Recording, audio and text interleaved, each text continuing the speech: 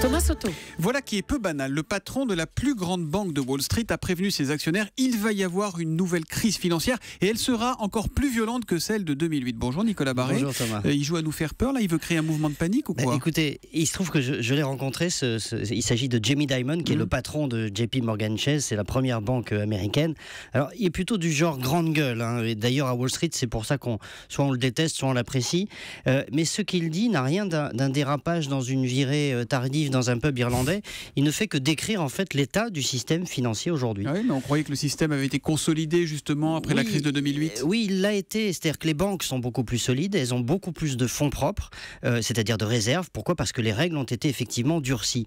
Le revers de la médaille, et c'est ce que dit ce grand patron de Wall Street, c'est que lorsque surviendra la prochaine crise, les banques ne voudront pas toucher à ces réserves. Elles seront un peu comme l'avare de Molière. Elles voudront garder leurs cassettes. Oui. Voilà, parce que les règles exigent précisément qu'elles maintiennent un très haut niveau de réserve. Et c'est pourquoi le patron de JP Morgan dit que la prochaine crise sera plus grave. En 2008, les banques avaient été en première ligne pour prêter à des établissements mal en point, voire même parfois pour les racheter. Cette fois, en gros, il dit elles ne le feront pas. Autrement dit, à trop vouloir réguler les banques, on a fabriqué d'autres risques, c'est ça ? Oui, je dirais c'est même pire que ça. C'est-à-dire qu'à côté de banques hyper contrôlées, plus solides qu'avant, ça c'est sûr, on a favorisé l'émergence d'une finance parallèle. Alors on appelle ça la finance de l'ombre.